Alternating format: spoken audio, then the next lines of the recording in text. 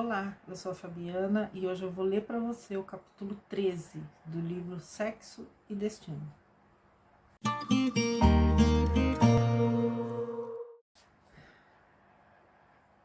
Tornei ao Flamengo apreensivo. Não conseguira auscultar as minucências do plano obscuro que se formava. Os pensamentos de Cláudio e do vampirizador entrelaçavam-se em estranhos propósitos imprecisos. Expedi comunicação em despacho rápido para o irmão Félix, salientando a necessidade de nosso encontro, recolhendo-lhe a resposta, que não me alentava. Viria à noitinha, não mais cedo, à vista de inadiáveis obrigações. Seria desaconselhável qualquer recurso a Neves, que sabia ocupado e talvez providencialmente ocupado, já que as dificuldades morais se esboçavam em labirinto e alguma ameaça de irritação nos frustraria objetivos e movimentos. Amigos outros, de cujos préstimos seria lícito dispor, jaziam longe do assunto. Era forçoso agir só, trabalhar por mim mesmo. O momento não comportava aflições inúteis, necessário manejar os recursos em mão. Para intervir sem vacilações, julguei prudente ouvir o acompanhante desencarnado de Cláudio, que eu desconhecia de todo. A princípio, encontráramos dois. Entretanto, apenas um deles se mantinha constante, aquele cuja inteligência aguçada me ferira a atenção. Não seria justo investigá-lo, perquirir-lhe os anseios? Rememorei experiências anteriores, em que, juntamente de outros amigos desencarnados, modificara a apresentação externa através de profundo esforço mental. Aspirava a fazer-me visível à frente daquele amigo enigmático que claramente habitava o lar dos Nogueiras. Poderia transfigurar-me, adensando a forma como alguém que enverga roupa diversa. Recolhi-me em ângulo tranquilo à frente do mar. Orei buscando forças. Meditei fundo, compondo cada particularidade de minha configuração exterior, espessando traços e mudando o tom de minha apresentação habitual. Quase 1 hora de elaboração difícil esgotou-se, até que me percebi em condições de empreender a conversação cobiçada. Não me autorizava a perder 1 minuto. Avancei prédio acima, batendo a porta cerimonioso. Aconteceu como previa, porque o parceiro invariável de Cláudio veio atender. Olhou-me desconfiado, de alto a baixo, esquadrinhou-me os intuitos. Humilhei-me, vulgarizei a linguagem quanto pude. Semelhante atitude era indispensável pela minha necessidade de informações. Atento a isso, afetei absoluto desinteresse pelos moradores do apartamento, centralizando nele o núcleo central de minha atenção. Expliquei andar procurando um amigo e perguntei pelo outro camarada que vira ali dias antes. Vira-os juntos, precisamente naquele local, quando transitava no corredor. Entretanto, passava apressado a peso das obrigações. Guardara, porém, a impressão de que o companheiro cujo encontro ambicionara era ele.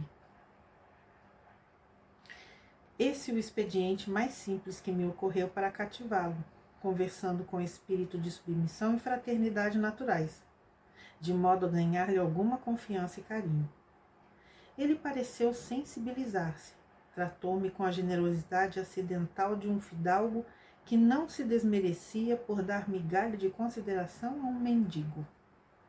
Compleição robusta e enorme, tocou-me o ombro com a destra, ensaiando o gesto de quem se prepara a despachar, polidamente, uma pessoa importuna, e catou-me docências.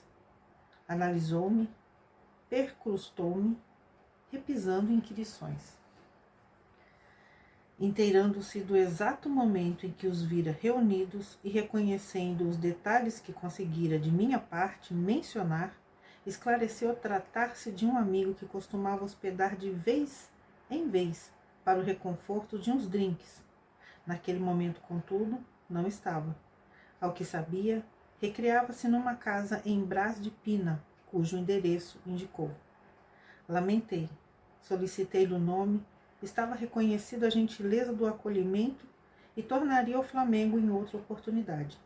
Estimaria nomeá-lo com a possível intimidade quando voltasse, na hipótese de ser constrangido a perguntar por ele a desconhecidos.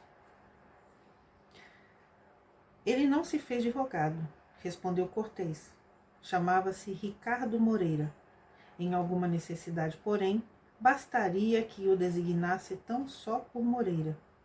Era estimado, possuía numerosas relações, contava com muitas afeições no prédio.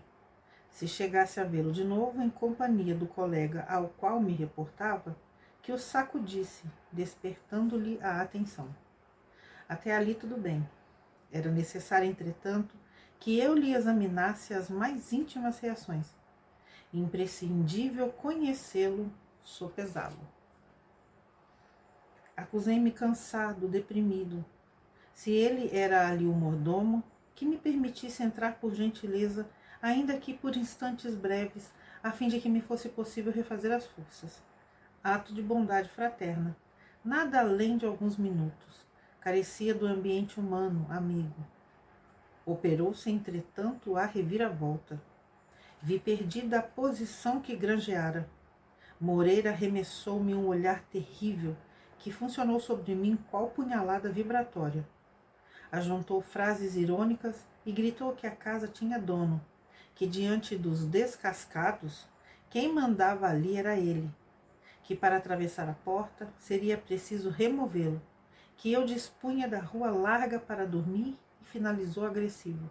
Deu fora que não vou com sua laia. Vá se catar, vá se catar. Nenhuma outra alternativa senão descer escada desabaladamente, porque avançou em minha direção, arregaçando punhos decididos. Regressei ao aconchego do mar. Entrando em prece. Reavendo a condição que me é peculiar, voltei ao mesmo ponto. No interior da peça, o casal acomodara-se para o almoço, com as atenções de Dona Justa em serviço. Moreira, que não mais me assinalava presença, instalara-se na cadeira de Cláudio e com Cláudio, de tal modo que, certo, se alimentava tão claramente quanto ele, através de um dos numerosos processos em que se catalogam as ações da osmose fluídica. A conversa entre os cônjuges deslizava banal, mas consultando o cérebro de Nogueira, convencemo-nos para logo de que o tema do dia circulava ativamente no sistema de conjugação mental que prevalecia entre ele e o acompanhante. Registrava-lhes o anseio por notícias que lhes facultasse conexões para o objetivo inconfessável, que começavam a entremostrar em espírito. Agora à mesa, a dupla exteriorizava os intentos escusos nas formas pensamentos em que as duas mentes enfermiças se revelavam. Tudo se aclarava de súbito, digeriam o plano em silêncio. Abordariam Marita, a feição de dois caçadores colhendo uma lebre. Antegozavam um assalto, articulavam-se-lhe os pensamentos em lances dissolutos, determinavam-se a surpreendê-la em casa de Crecina, como se apanha um fruto resguardado na árvore. Perplexo, decifrei a trama inteira. Cláudio ergueu a voz e, fingindo ignorar a viagem da filha, perguntou à mulher por Marina, de vez que, no fundo, queria notícias da outra. Dona Márcia caiu de imediato na indução. Respondeu que ele, provavelmente, se havia esquecido de que a moça avisara, na véspera, que iria a Teresópolis, a serviço da imobiliária. O chefe, impedido, indicara-a para representá-lo em algumas transações importantes. Voltaria sem dúvida na manhã seguinte. Quanto a Marita, horas antes, telefonara de Copacabana, solicitando para que não a esperassem ao jantar. Talvez demorasse em serviço extra na contabilidade da loja até mais tarde. O marido pigarreou, mudou de assunto, comentou alguns sucessos políticos e a refeição terminou sem maiores delongas. No intuito de colaborar com eficiência na preservação da harmonia geral, demandei a habitação de Cressina, onde não tive qualquer dificuldade para identificar o apartamento número 4. Recanto isolado para casal, completamente desligado da comprida construção de um pavimento só. A vivenda, pela extensão enorme, aparentava profunda calma. Entretanto, pela ruidosa conversação dos desencarnados menos felizes que aí bulhavam, desocupados, era possível imaginar as agitações da noite. Depois de atenciosas indas e vindas pelo terreno, examinando situações, vi a dona da casa tomar o fone. Aproximei-me. Cressina perguntava por Gilberto no escritório dos Torres. Atendida, combinou visitá-lo às 2, daí, precisamente a meia hora. O programa foi cumprido em todas as sequências previstas. De retorno, Cressina chamou para a loja e comunicou à jovem que o rapaz escrevera. Tudo certo. Leu o bilhete em que lhe participava a resolução de estar firme no lugar indicado às 8. Que ela aguardasse, confiasse. A pobre menina exultou e as minhas inquietações doíam agigantadas. Necessitava desdobrar medidas de proteção, entender-me como algum amigo encarnado em ligação com o grupo. Sugeri providências que evitassem a consumação do projeto, criar circunstâncias em que o socorro chegasse em nome do acaso. Entretanto, debalde girei da pensão alegre ao escritório, do escritório à loja, da loja ao banco, do banco ao apartamento do Flamengo. Ninguém estendendo antenas espirituais com possibilidade de auxílio. Ninguém orando, ninguém refletindo. Em todos os lugares, pensamentos entouçados sobre raízes de sexo e finança, configurando cenas de prazeres e lucros, com receptividade frustrada para qualquer interesse de outro tipo. Até mesmo um dos chefes de Marita, do qual me acerquei, tentando insuflar-lhe a ideia de reter a jovem no serviço até altas horas da noite, ao sentir-lhe a imagem na tela mental transmitida por mim para início de entendimento, acreditou estar pensando consigo mesmo, inclinando o assunto para questões salariais. Concentrou-se de pronto nas vantagens econômicas, agarrou-se às cifras, encheu a cabeça com parágrafos da legislação trabalhista e expulsou-me na influência, sumariamente, monologando no íntimo. Essa moça já recebe o suficiente. Não lhe darei nem mais um centavo. Nenhum outro recurso, senão permanecer no casarão de sentinela. Inúteis as diligências.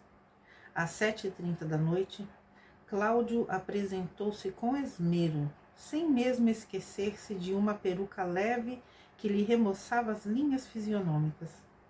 Solene espiou a vivenda de Cressina a pequena distância. Ele e o outro, Moreira, não parecia menos interessado. Acompanhei-os. O marido de Dona Márcia, aperaltado, buscava um telefone que não teve dificuldade para encontrar. Café vizinho facilitava. Discou, chamando Fafá, o porteiro da pensão, que ficáramos conhecendo em nossas investigações cordiais durante o dia.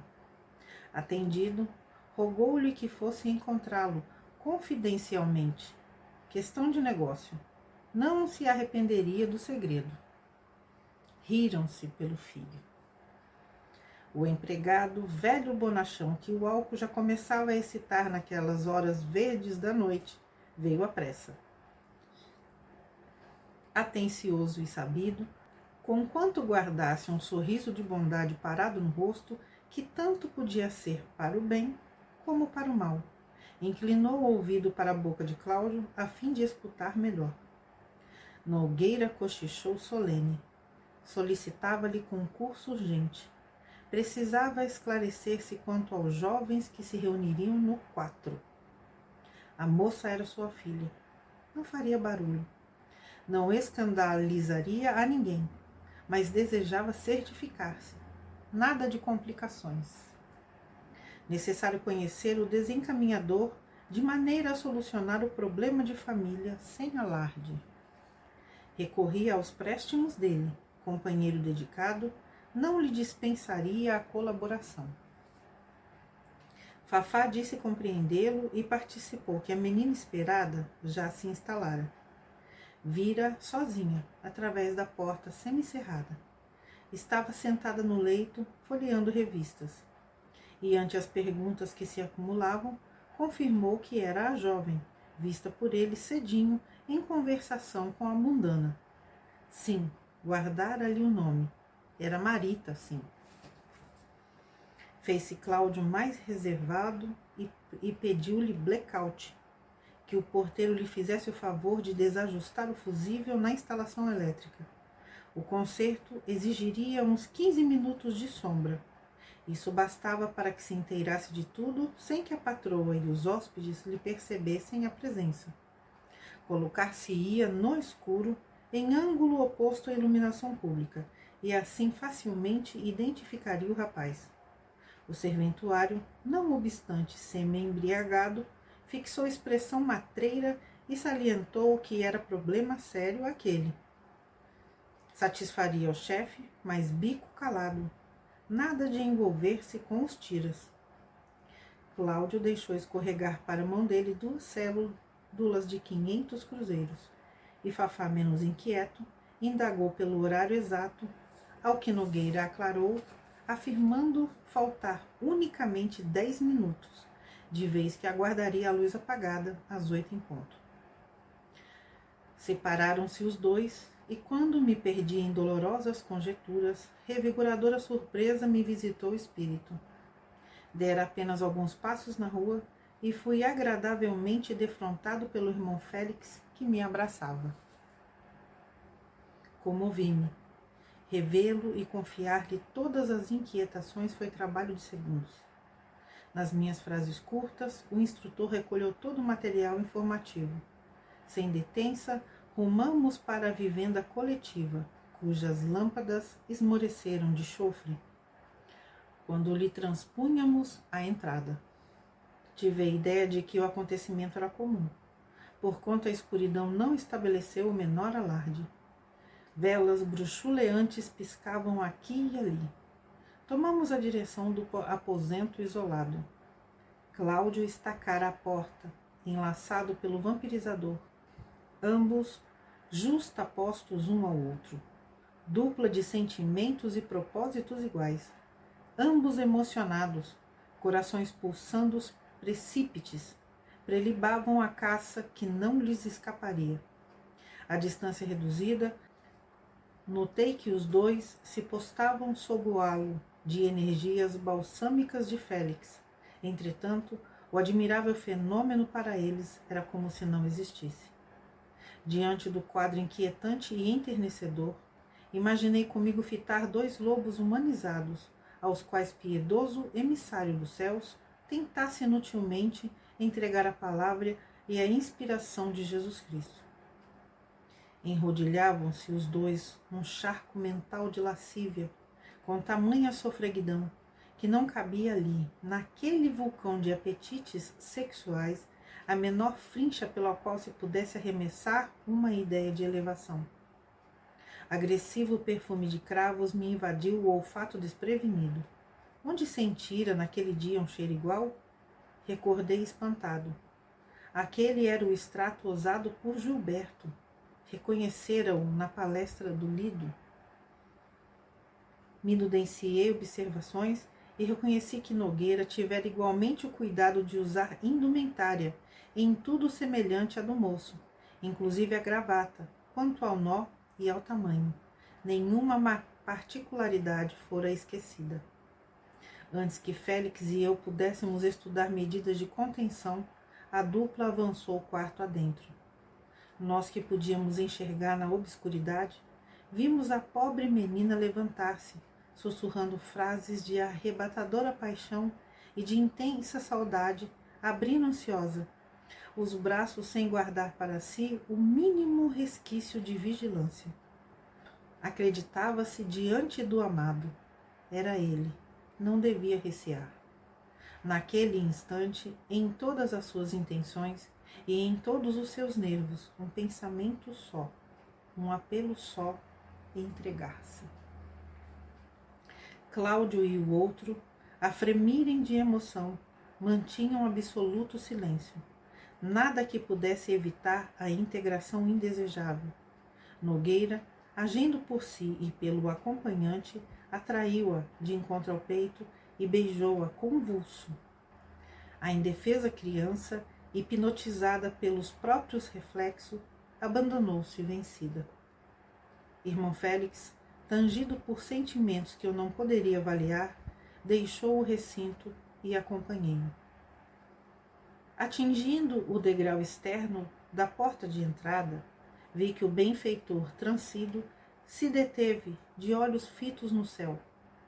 Quanto a mim, conturbado, não me sentia capaz de articular uma prece.